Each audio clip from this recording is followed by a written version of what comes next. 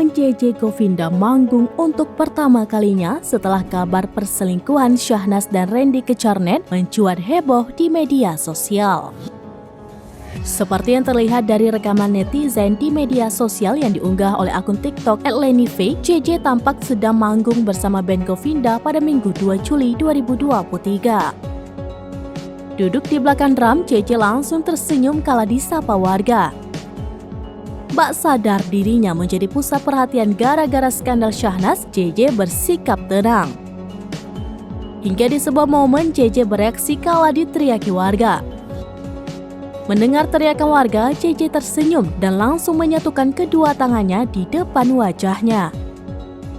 JJ pun sempat terlihat memberikan tanda hati kepada warga yang meneriakinya dengan keras.